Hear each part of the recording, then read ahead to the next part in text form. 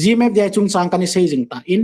pathin in ade dia na to he ti Bible kalwala pathin na to he ti pathin in thilapu khat a hin man cha a thila a hin sola no honam dinga thu phunga hin sola pathin in ku ki te nam ngai lut pe na a hin sol he tai ati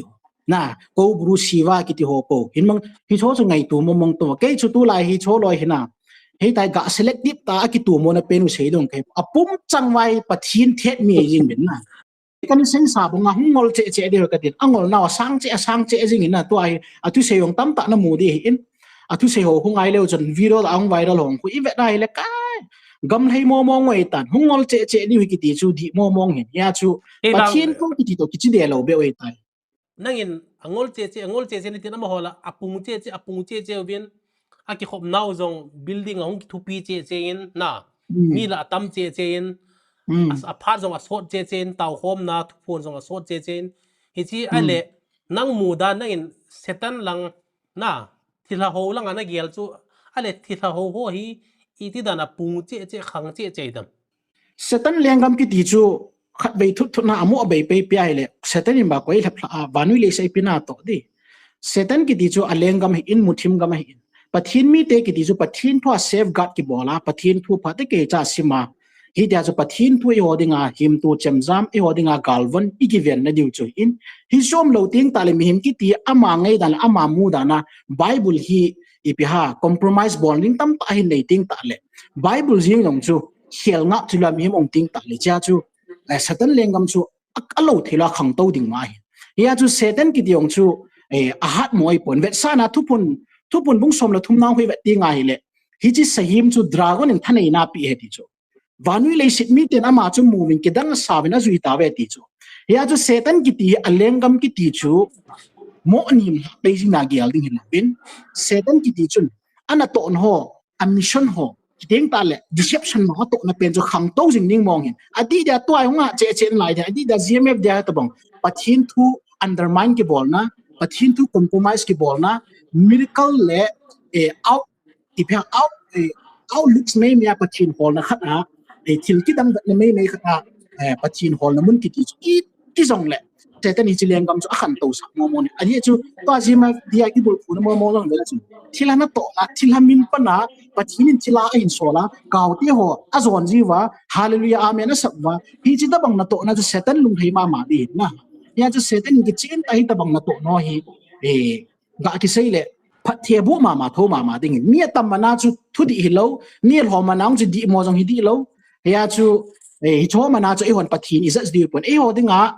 ikiven na diu thuta i hol na diu chu pathin thu ni pi sem bible pi sem ti pa choi jing ni tam le hom le khan to le khan su mana chu bible adi lo pa chu i hol di wei po ye ti chu i het su ke da ka sei no mai ai le hi chi bible la jong pathin hi ami pi te za hung ki phung ji na mosi khang lai jong in mu sau hin zol nei na them gau ho na ko ma jong hung ki phung jin ai le chi GMF te hung ki phon dan hi na mi khat zu kham da banga kilup sa ama kama pa na hung po na khanin a hin le do zia hin sei do zia abang adang ho hin hallelujah amen ti wa pu pi se la koi loi hi le na ai chi pen ta ai chi chet na atu phon chet hi bible to ki tu lo nai piu mam a nature a revelation nature ko na sei cho na ati chu van tham zo la panin o so khan hung en lang hung se le ti khat na chu hui la wa mi khat sagaw bin abob hum ti ding kham thong la ya luma kho helo da ba luma ama pa na khanin ta bilang ngai ya na hita hin phon ji hito bang ki phung chu na nang ma head dol to ti ding ham nang ma head dol ti ding ham 7 day te head dol ti ding ham ai lo le as a bible student na head dol to bible anom dan to ai hi ti lai ta ki to point na ti de kan hin sei ti le ni nge chong an choni ki sei jing sa chu hin na pathinin GMF dia ya pathin thu phon da na agelo le hagau thu phon da na ti pe no chu apum changa ka sei ba chu pathin thu to ki kal chu jing ki kal na tham khan in seng ka ti aki kal dan chu pathinin athu ki ti hi ania char tham khan in sei masal GMF dia ya thila puong ki phon na hi het diu khat chu ama se pe na hi chi robot abu thi pa ti pau hi hi che pa sunga hi kangpo pi ten a kang la lai ta wa chu ama sunga ko bru siwa ki ti khan hong lu ne tiu chu ai le chi pen chu hong lu na ama chun ke ko bru ke siwa ki an ti jo anu phala ko bru te anu phala siwa ti zo ting ta le a chai chai na chu town commander cc thing ho cc lam pai ho cc hi ain zol ma sakna hi choloi cc through a chu amo hin pastor ho cc letter hin pi kitwa press release ain sunga ho so in ko khom wa hi chi pathin thu e tai hung ngai ven tia hi chi asunga ko bule siwa hum ki pa chun na pathinu ka hian ti ro chu a chai chai na chu hi cho in ya chi vet ti nga hi le hi cho ap ki pa na chu pathina ko na pum hi thailo thila na to na hi dan mo mong chu ani ki chi cha jingai tain ata san pe nu hi pathin hi talobi ata san pe nu chu hi chi thilha mina hom ki le pa na pathin mi ing so le ti pa ta sana pa na hom ki bul phoi ta ya chu robot ki ti zo hagau thing pi he ti wai le chun khat be le ko bru la khat be le siwa lu na khat be le na pathin ka hi tia hom ki sei ki tabang hi tabang chu iti mun thing hi thei ding pat mun thing ki ti chu pathin le Satan le thila ki ti chu ki ko ngai lo hin na hi tabang ta hum ko na theya de thila le pathin ki thu hom na theya thu in phunga revelation hi hagau oi ki ti pen si ve ti ngai le hi tabang chu pathin thu to ki di ime be wa pathin thu hi sa momam ti wang chuna mi him angol pen jong gel dinga chu ai thei lo thila hin ai la deception hi ya chu hi tabang ta ai ti hem lai bin azawa ka sei se bunga chu bible thu an ki god le pathin to in phat ke chan ani ki god le han a bon chawai cho tabang ki hil no a hi mi tam tai ki veng do ding ai la ai mi te lai vet nai le nam thu phung thu chang thu ngana ngol ngan ni bin pathin thu ki ti pem veng gu mo mong lo ki ven na nei mo mong lo hi la ammu mu ki dang asa ani zui te a si tabang ki nai ne tam kha hin na he a chu tu nya hi nangin bible chana chu itabanga chu akitu lo na na sei dam na ti hi bible chana ka sei ding hum lo hi cho lo ka sei pen chu thilang lu dei ta in ata san hi thilhai jing hi chu bible a ko na ka phuna ka sei sia adi ta sei dinga bible a ka sim do aga hila phwa phachum nang ma cham tulan cho loi akipat naw akibul phuna ju thila doctrine choi yingin hi chu pathin tu to akipat na jo kipum kala jingai tai revelation mo mo ngai point hi chi thila na to na ki chin chana ani ki sei na pa ju chuan hi jinga hi ani ta tu e san ga le hum boi to kilonin na til thung di ho ai lo la aung lung ding ti ham a lung sa ti ham khanin hitin thu phona jin na ti ding hi khati ding hi ti to bangin abanin aden reverend pu solal to thangin jona sei jin na aman to na to bangin eta ase se na tinam adem na apom lo dan ana sein thisan hung long ding hi tia na thisan hung long ding hi tia gmfd ai ne ki sei chu reverend pu solalin athu sena khanen kana ngai khai na chom cha chai min funny clips to banga siam ho galu ma chu thisan na long lo la bong noi long ding ham ti to na sein na hi chi hi gmfd thung ki phung hi chi hi to bang hungum ding hi nanam song ba thi na man na ding hi ti to mai ta ki sei ho hi adia na muam ai lo le a hung thung ding ana se ma sadu ham al hung sa a sei ba na muam i to bang na muam thu phon hoi pathin ki ti hi cho ta bang khata chilai hi bible a pat a patike cha idin jo poimo na chu masang laya jong jeremiah bung som ni la thumo ta mong ku isima hi le thim gaul hem chu ta ma thu sei di tam ta numin israel cha te la jong thim gaul hem tu sei thim gaul hem hi ai wanga chu athu se ho jong di ta bang dan ani kilang mi tam ta min ya chu thim gaul hem mi tam ta pathina ko na hello pathin jong a so hello thu sei tam ta mi hi so ta mong chu pathin pha ko na mu thei tam ta min ding ta le bible ai vet tinga le ni nu nga jesu christian warning about to people chu false prophet tam ta false prophet akiti ting ta le ama chun thim gaw ka hati khal nai lo chu mim khat ki chun mo ne ya revelation khat ne da na ki sia pathin to phun nei khat da nam ki sei tinga le ama chu thim gaw ne chara pu aging hi ta bang hong lung ni jesu christian ki ching ta warning ni boarding sa bible a pat a warning ni boarding sa hi ya chu hoi te ke cha chuai pathin pa save ga iki bol lo nge wai le hi ta bang di lo hi hu ta bang ho khat ai mi tam ta hi la thum jing ding in hi cha chu pathin pa ipin bible in pcm tio hi e hodinga din na hong poi mo na chu ya chu na so ni lai cha hin kat la leng bible in pcm ti chu bible in pcm ti tiang le am hon jong bible man cha ve ve chu la na Bible hi Bible pathian tu hing a kitin na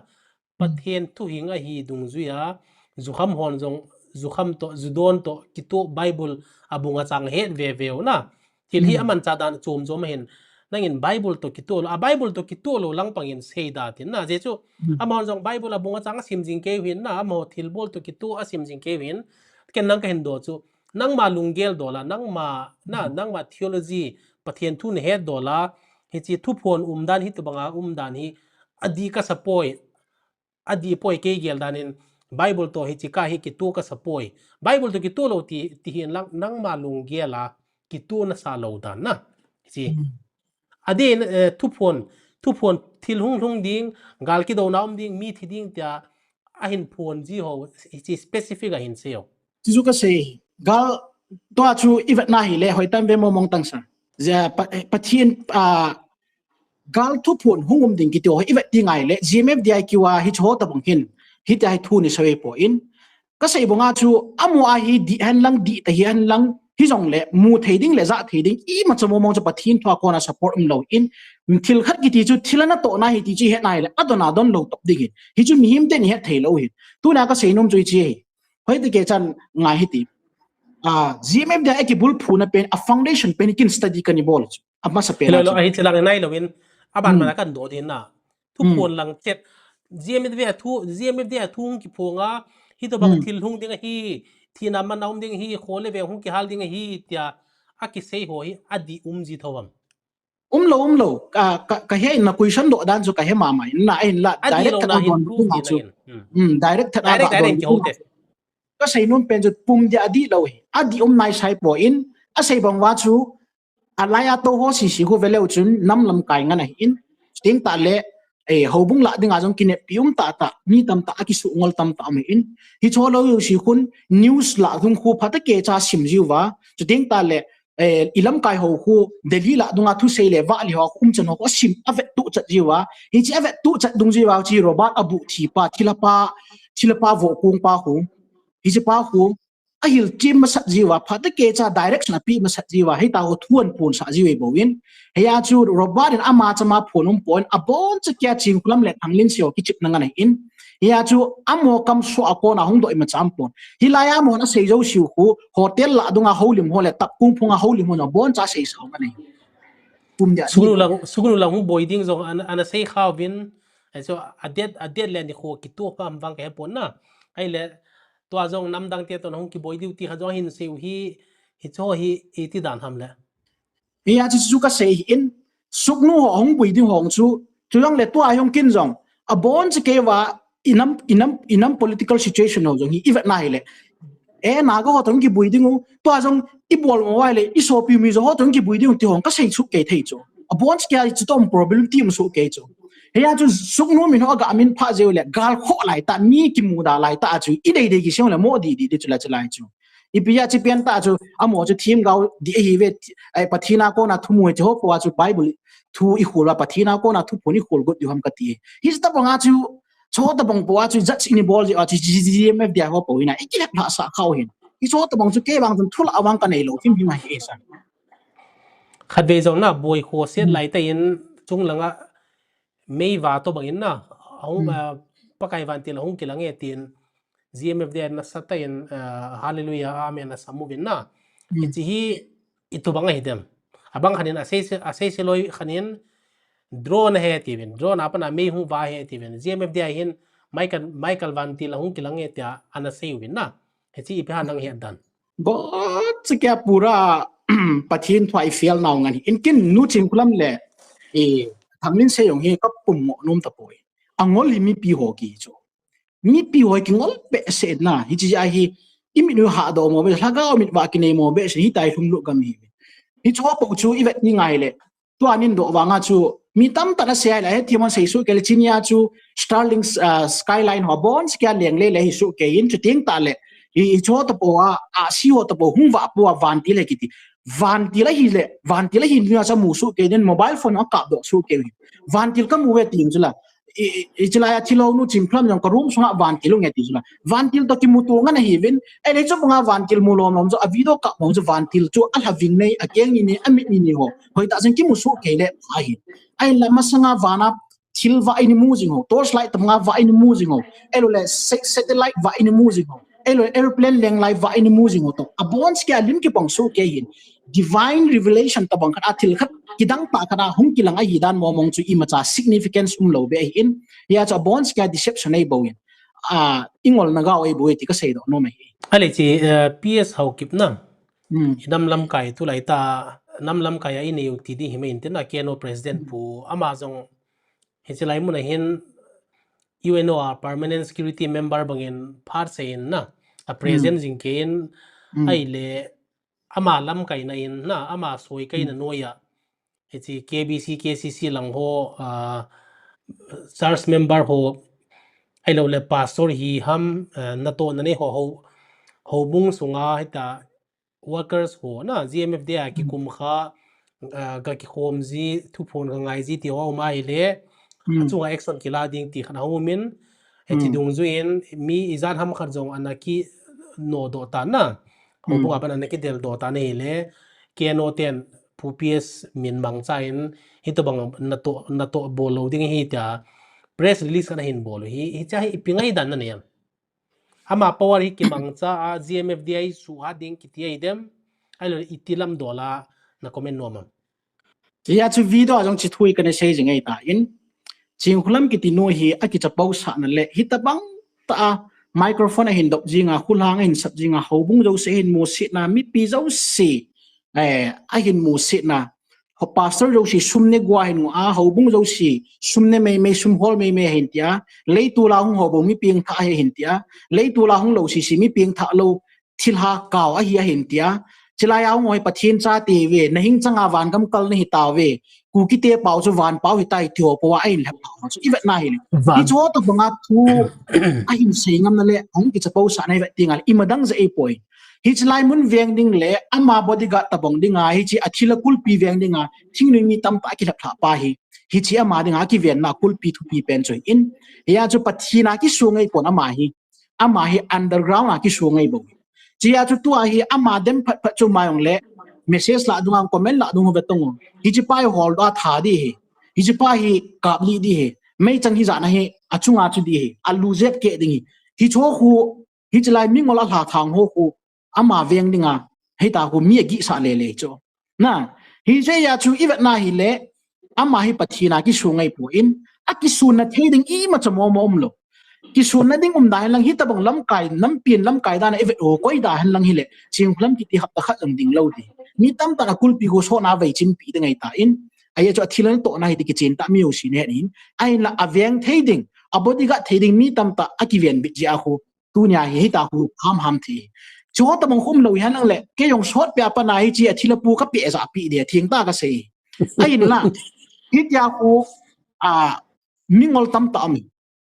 mi warning bol tam ta mi hi cho ko ki sun pia hi ta khu na to ya koi ma cha nang nai lu ngam lo a pastor arven ho hobung I shape KBC la on I ma cha sai ngam lo he ya chu ho hin ipiti sei dam ipilunggel him put ham thudi pa chu mi pi ho ki het sa han ti than na lung chang ki put ja hi de nga thung ki sei do khai adang ni ma cha ani hi lo he ya chu ama hi pathina ki soi ma cham point pu ps ni ta bang ta order hin su yom chi vet ti ngai ne ching khulam na to nangan le ching khulam in order pi nganei bogin ya chu ama hi chi kul pi khu ven bit na dinga hi cho power khu aman cha e boge to dan seidan hi ka gel na ma sangin jong nagale nai nam lam kai pu si sing son na pu chung khojang sing son jong kan ho pi khain ama jong hin sein isi nu party ki tiloi hina nan za kha di ba MNF movement la ya a secretary pu zoram thanga tu masanga ex chief minister of Mizoram jong hi na ama jong a biography an ji nu party holoi pathen thu se na MNF te ke ma ga chewa pathen thu se na phat agaman ho jong a hin ji khain ai le nagle langa jong nu party holoi ahung lal lai wa na ahung phau lai taw wa nagle langa ahung phau lai taw wa pu si singson ko ma jong ita ki thu pina ga thum wa ama jong hi active member dinga aga te mu na echi aga zolu bina pu singson aga zolu chu pu singson in ke hin nam na tong ka hin ki thu pi thei chanin sumla pai apoy mo na zo siya ni kithopi nila mahi active part analapon na analapon abanin to apu PS how kip zong aman hito banga GMFDI kibul phujing hi dilo wasa dan wa sei thowin na abanin langim ne langa ho zong na langim ne langa ama thingnoi lam kai hi ajinu MLA asot kai ti hi dilo wasa dan apom lo dan zong an sei na ka ki holim na bain ai le hi chi nanggel danin nu chin khalamin ni chi GMFDI suhan dinga na GMFDI ko man ato khalo na dinga foundation abul kibul phu na ding koiman association ngamlo na ding koiman suboi lo na dinga amaho hi ako masat amaho hi permanent member akiso sama saridem exactly chi chu hi in aung ke pa ki hesu ke ta in chinglam itino hi eveti ngai le disability ministry na tongdan an ki gyala hin ana to yang mi tam ta ne sei su ke in a hin la ama hi tua ta banga koi ma het ta jong ni zo pon hen lang hi jong le ama hi ga se dinga a hi siong tam ta num su ke in kol ga man hat dan hindu pandit ho to ki vop dan thu jong mi tam ta ni sei su ke ya chu mi him het lo wa hi ama hin hui thu tam ta azil jong dinga hi aya chui to banga thil bol hoi va tingai le thil tam ta omai sei thilo tam ta spiritual lampong momong khatna healing ministry chat yang lo chama bol hi so le deliverance ministry chat yang hello hi tia ku God's revelation atia pathin to pon dan atia hi tia ku anda adamo su dam khat chang koi ma amlo na luchang na elbai mit cho nangong chat mo abona su dam koi ma cha jong khalo ewanga adamo ajong ki he thelo adam lo azong ke thelo kaw bole thila bole atio po khat ko azon lut zia hi tia ku kichi ma hi cho ta bang ku secret tam ta ma in mi mai men a he thelo thil tam ta kan hi ta banga na tong khat o kun secret tam ta ne win ya chu thuku tam ta bang chum ni cho bang chu ei hon I chan ge ama ki chik na bang chu he zo ta po win ai na ki chik na bang chu ki chin ta ki langin hi cho a hin bol na dinga pa na chu thila hong ki phun sa hi chi thila hong ki phun sa pa da chu thing nui lam kai si ho ani khop ma sat na hi thing nui lam kai si khop ma sat zo tang commander ho jong koi khoma ke su ke cho a khop su ke cho a ho sa upa pastor ho ain khop ma zo ting ta le ho bung ho ain zo ban ho bung ho hi pastor ho hi koi ma chang su dan thei lo koi ma cha tau pi la phachum lo pathin ho ta pathin na tong ta jong pon sum hong na nei bo ye tia a le tu la tau si ho ain til ngoi de cho ain til ngoi dia ain sungol dia para ja lei tula to ho si alin aneu yong le pastor yong le reverend yong am singan hung yu ta cho na pastor ho thu kalat poi na reverend ho thu kalat poi ke ho chlai ho ba ki khom ta po wingi ki ho lei tul ho bunga na ka ki khop de tai atiwa hi tinga na cho ho bung mu sit nga na thun sei cho ele chlai ta cho koi ma cha paw ngam lo cho ele ipu paw PS ma chu stage sunga ama pen arms la dinga na lam kai pen khan hi ki na hi le ama ma hai ta chong din ki na miu sina vet ki nai le amo mai za na chu koi ma cha ni sei ngam lo pastor ren tam tang koi ma cha sei ngam lo hi ja chu mi tam ta hi khu ni man he ya chu kum khat kum ni dai ta khu na hin to a le hi ta bang ta chapau ta thu ni sei ya pastor ho bung ho zo sia hin mu sina gam sunga mi zo sia hin mu sina lei tu la hong lo chu na hi chi pathian chun ati za chi la pu chun na hong lo wai le na gamu ka tun do lo ding hi government yong ka sim do le na ki ngai lut na zo thil ti mi ai ni ma hi da na ai na pa na hin lai chu ai le chei na chi ping ti ta pastor nim cha sei do koi mi chang dom bu thei ta lo ai le ECA la ai va nai le a ho khwa mi tam ta hi chlai le tu ma ki zo lut che hi chi ta mo hi koi ha don bu thei de mo lo hi tam pastor ni piti na hil chi pi tan ni tam ta mi ham tam ai ni lung dong ai le ke yin GMFDI hi kichin ta abula pat aso kanivet wa Adventist Church ho hin Adventist hobung sa ng pha te ke chai ta bang thilan to nai tio hobung sna pha te ke cha kong hin wa ai le islai mu na chu Adventist Church ti lo hi hobung dang tam ta islai mu na thalum ngan ngi ta chu ai la zo lang la pe te la bang chu thil chu mai ki ai chu zo lang mo any thing zat kin chu ma sa video viral ka jong nu min voice viral ka jong nu min hi ji zo ho la hi thu he them ta nu min ya chu zo tam ta hi thu hil china GMFDI thilana to na hi dan chu ki man cha no chu ain sia hi le zo lang mi tam ta hi ven bit na pe te la jong koi ma cha chi wa a han hum cha hi suknu langa ko na gal hung jam hoila na ko na gal hung jam chan di lang I pipilam khe poi hi chi ei mi tha do speaking ho cha hi chi mu na hi leng lut wa ki la ngol de wa hi da chu pan a hin la o hin na he chu ahung ki patna akibul phuna hi imadang ei po in I arms group ho je wa hi koi ma chai ma chani lo thei lu zo hi ya chu hi chu hi aman ti sial na man mo mo hi ti chu 100% mu chit le het chit chu hi adang hina son ken UPS interview kana ngai na hi kalunggel to kitulo kitimele na ken kama kha ve ki hopian ka tilala line ka mo zo pon ahin la the bridge te hin an hopian na the bridge te in an hopian na kana ngai en hele sangboy na hopian na hin pu modi to interview abang jing in na je chu khat pa nom nom ki sei sa counter question kitimo mom lo asele atse sei chu ki sei sa ja chu me he team ta chu la sir interview ki sana jong koi man ma cha sei thele ma chu ngai ai le chlai mo na pathimina kilap na khat chuna koi chuni pi ga sei ta cha chu ipu pau pe chu koi na ga nil nil le ta koi man nil ta lu ama tu sei chu di an lang vom han lang kang long le min amen ni mo bol bol chu ista mo nga chu ni chi chu hi ji chu innu chin khulam hin aki chit sana ama hi ai ta hona a pi na no khum ha kyop khum sai chu aya chu pe se na man to mana gyal ham ka gyal hi lo a hi chu khan chi khat nan sei be pin ka tin chilai sei nga le tham ha ga lu thun ka tin ipu pau ps hi kin jong ka jana sang pen ka pi in chuting ta le kaniza pen jong in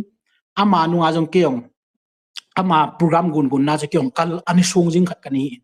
adi da 2010 ti ding ham 11 hitam sung pi ka ma ku kinam pi ke pum khat na mai cha mani sim lai ta party le moi honga chu e ja chu e holo yong hi ani ki leng zat zat jing ina ma salo ya gun chu pe rani ke pong hi chu hi tia chu aman hi chi thim gaul hem te ni ti taw te hi chi te ni yong chu ku ki propaganda ang ni chu amana manin sei chu pem ti tenga le nagamu kum som ka hi ku ki government ku ki independent country pathina tun no ding ei tai he chu na mai cha mo hin choi vin na nei no go ho eat hi vin ata video jong ve ta YouTube la hun hol ya chu mai cha mo sum loi ta chu miet tu sa ringa hi jila chu ipu pau psu alam kai pen le ama te ni support pe na chu ni ponga hi ja chu hi che ho chan ya chu ni ki lem hai ta ai le tun ve tang hai ta in hi ja hi chi ku ki propaganda thim gaulem te ne honga ku ki lengam ku ki independent country kum som ka ki tung do de tai atia abana ku ki te country na tun do ting ta leo pathini no hoding dan tu som a hin pi tia hi ji dan tu som cho hin sim la cho MLA ko hi jong le ko apa na corruption bro si gau sap chang han tul that eu si gau sap chang han akita lo zo se eu si gau sap chang han azong ho zo si pi pa ma seva na hi ta pinam pum piu zo kitik na nei sai cho ai le ki sial nam lo bia hi cha ke gau sap na ku ki ten asap si pen chu to inam pum piu na ngan hi ai le chi ku ki country kum som ka ki ti pia abana dan tu somong sim la bible a pathin thu ni pi sem ti don talowa ku ki tia de mo ma pathin dan som kha chu ani sim la pia ai le ai da chung chi hung chi a chi pha chu ki chei pha na chung chi cha kum som zo vela imfala ko na ku ki country independent ta akinep sa nam mi te chu infala ko na min wi cha dala dal do chu na adal mang dala to hi igam sung de lo chu in le lo nei lo igam sung wa kin pi pen ho sa pen ai het ho jo si to in nei lo ngana amma de li la adunga nei jo flat aki chu wa gohti la adunga flat aki chu wa igam sung wa cheng thei in nei yong koi mam ta lo chu hi ta bang ta ku ki country ta independent country ta kin pi de chu to hi mi te mi si le mi te to thang ya imwa ai le hi chil hagau ani mangcha party le moi ani mangcha hagau pen chu tua ching khulam azon mama hagau yi ki chu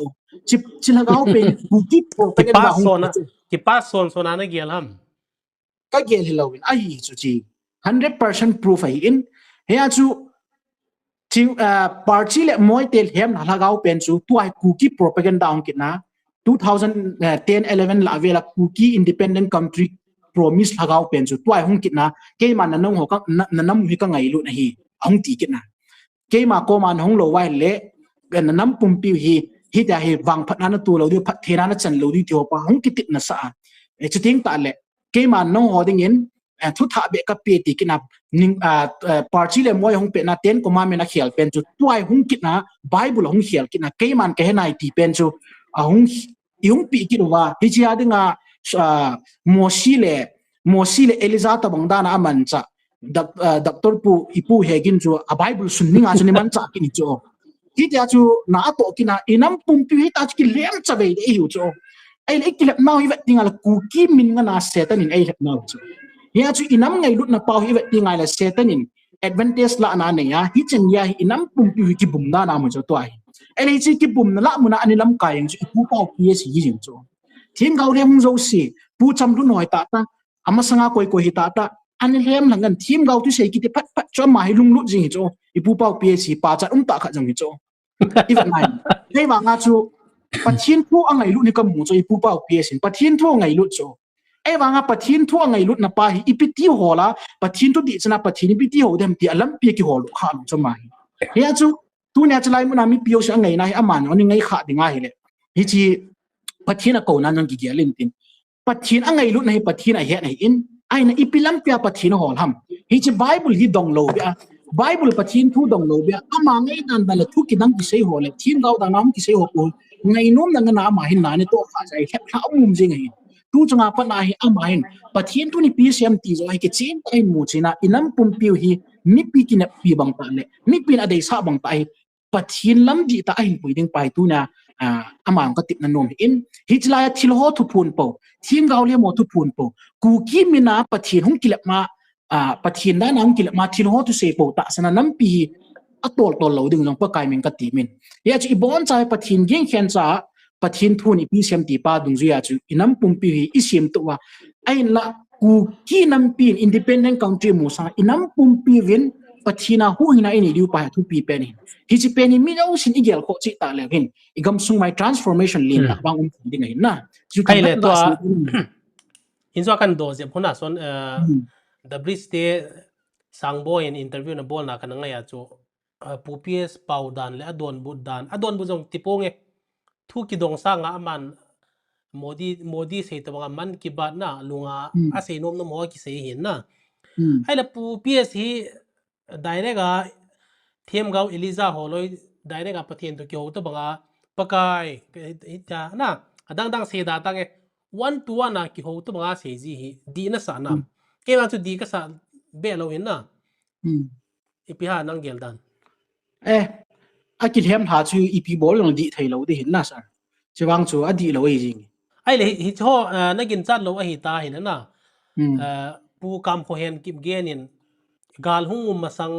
3 years na kum thum masanga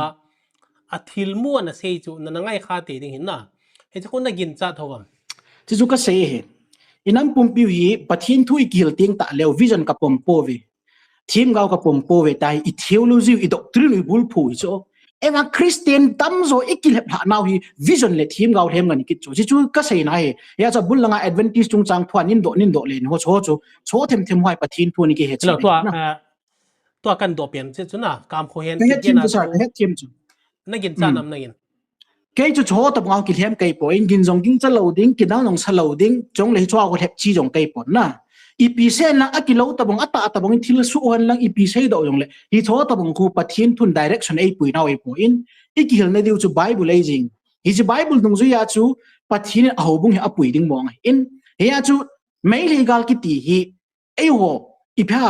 doctrinal issue da na in la do good wa hi chi i faith u i base wa pathin chi chu ei ho vil na da na faith base ai man wa hi chi ai ku ki nam pum pi pathin a vil da na ikigel good wa song le amuna pathin in je mus e mang ai chi ka mo hi chi khot akil na ki dizuna sar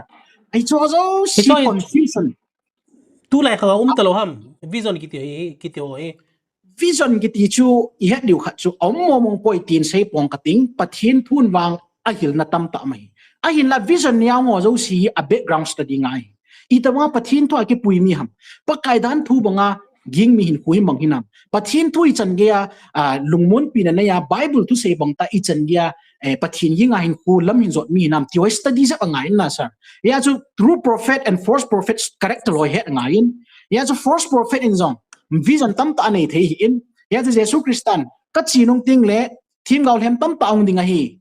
ati thim gaul hem tam ta ong ding hi atia le chun ata kha jangum ning ti na hi hi chila chu ki chin ta awang chu bible la ko na a characteristic isim ning to anin mo do dan hole direct anin do dan ho chi tinga le angai thim lo vi wa nong tam ta he chu sa ding in hi cho tam hi do tinga le phatake cha pathin tho a characteristic wang chu phatake cha het ma sak ngai ti sei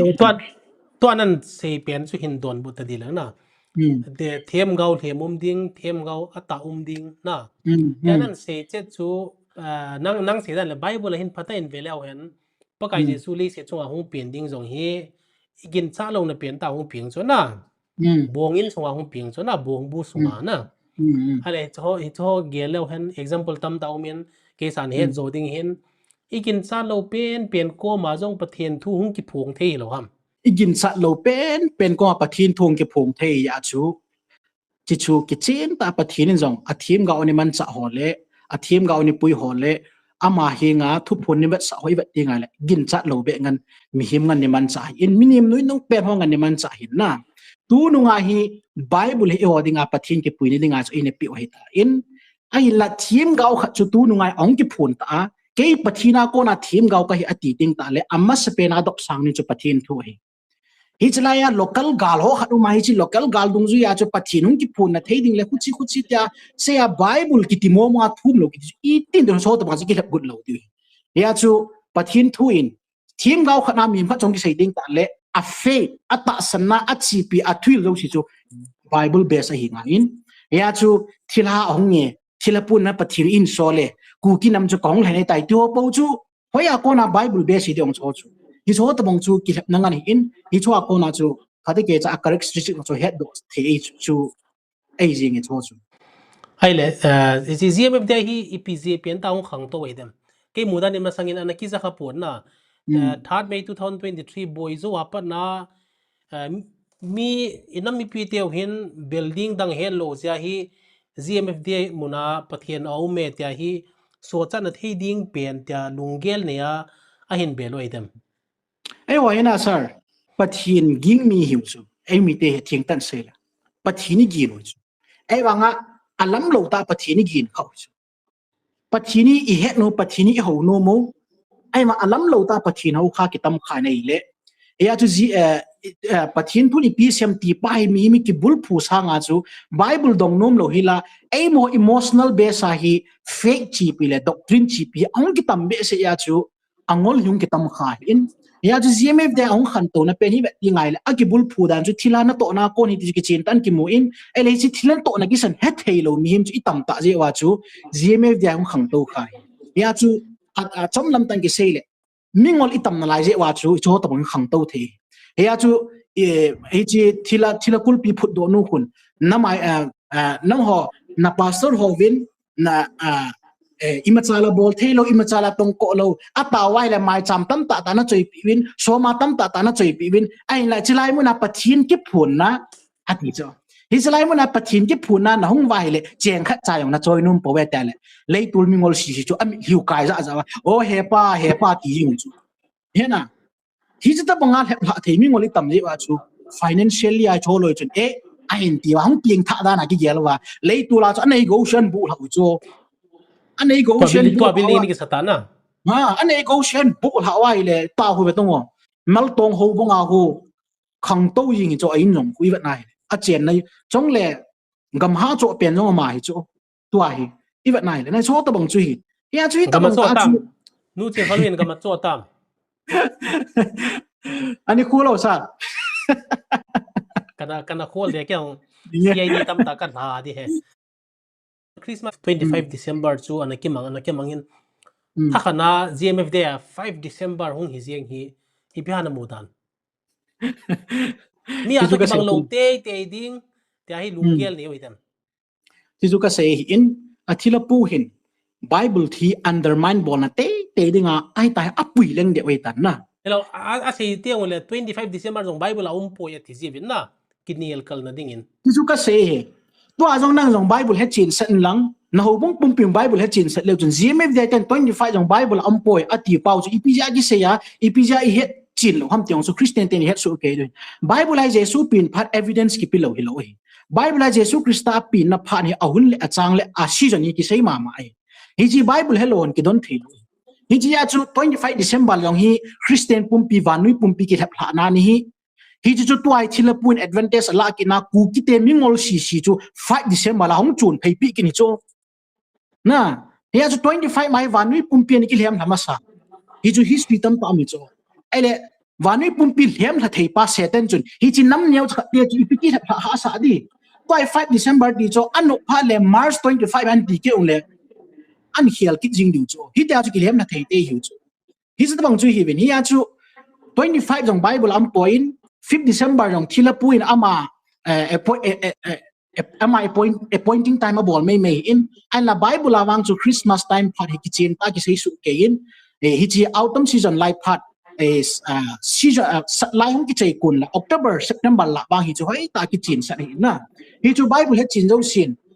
respectable wa le Christmas iman na na wa hi chil ha dung zo ku iman thei we ai la 25 dong ki hap na in 5 December dong ki hap na hi chu i bon chawa ki hem hai hi ti ka sei no hai le tu hin a chai na ding in na a chai na ti le GMFDA chapter lang i chai na ding in tu ma sanga lamin thang ta kha na mun tin gam din na sa jeven pathenin Israel te sanga angai lu cho na van gama kwata hau pen te mit chalpa nga mei chang leng hu mu thei te ta ki sei la pupi sin a jiham koina jiham bang ka pon tracy ngai chin asa hin na he chi ipia achom lamin hi chin na comment zen sei te mo ichi tu chang ko ka u te o khat uzang milal na ama Facebook ama na hin si in hoi tan ke ama sa pen hi ding kata sani mai chang mu ma sa pen te microphone a pathin to kyo ipp seu tam na microphone pathin to kyo te hi ama Facebook a hin ta do ma sat pen in ama Facebook a hin ta do ma sat pen ko an screenshot so wai long viral la jing in hi chu ko thil ho mi zum mol he ti wa chu min adem neu shi ko mon a phalang pa kha akila ke wa lan gi sim kit wa le na hi ta ku hung lam tho liu kit e jing ya cha apum pi ai cho ta bang hi min nui za pa le min sarcastic ta to na penu chu amoin ata da na kila kit wa i pathinu chen e wa san kit na ata san ki pai ta ki yam la yeng cho ki da mam ji bo sir sei ding long comment be ding om po ye thing ta sei ding a chu amo hi ata san naw hi Bible base ha ko na pat a i ma cha sei thei jong ta lo chu ting ta le pathin tun hi ta bong hi a sei ngai win tia jong pho thei hil thei jong ta lo hi ta ku group la dung WhatsApp la dung ta hoi lai la dung hi ta a hin tu seu ko veleu chun hi tu kon article ta bong inji ji win tin pathin tu to ki chi de mo lo hilaya thila pu tu phu no ku hinji do ji win tin hi cho po ku sei win tin na adang ki thimum lo ai le iga anil tam ki nai le a video khat ku hin tan bang ki win tin video po group main thot lu ki win tin hi cho po ku Bible ma na man wei tan na ya chu amo hi pathin thu a he thina di wang chu ha sa phat wang choi ta in a kin hem na mo ki bum mo choi ta ve ti chu ka ga khum kha no mai ai le amo hoi GMFDA hi double citizenship to bani ham ai lo le GMFDA hi hobung khan mo ding to tam tu din mo na chi chu ka sei chu min team gao ne tiong le team gao ka he poi ti ai wa team gao na tong na na mu ji na ai le hobung ne tawe ti ki le hobung nom ki lo ai wa chu hobung da na ji so ma khat akila tights akila offering ho kila abon se kya ai le ama sa jong video a pu khai pu lo yong ni sei jap ta chu ba nga chu hi chot lo no choi ta na min sit ngal hi taw le hobung ki phu jing tang wa ta le ki hobung phu ding pathin in thuai pi po a ki ti nu ser ki na ai wa cha hobung function na ding le operation hi ninga administration lu ji am hon a bon ka chal ki hu ta chu hobung mo mong khat kun hung ding wa han lang hi le chairman hungum ni ta om dan chu executive za administration za ang ki hom khan ningu hi ta chu ai le chilai mu na chu event na hi le tua hi amai cham ho asoma ho hi ni khat khut se sha lu ri cho anu dana man theu cho chu commander in chief pinu na chin si pinu commander na chila kul pi phut nu ko mas lut de te di cho chi he ya chu a ho bong ki phut ta han lang le i cho ko man command bol the ta lo ri cho na ai ya chu i pinu ti dam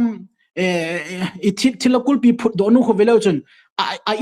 in jam long hoi che a in jam hoi che kyu la ma hu nu nga khang dong ho to ki lo che ta chu i cho ta bang ko in tin hi chu seitam ding long po in hi chi hi i va ti ngai le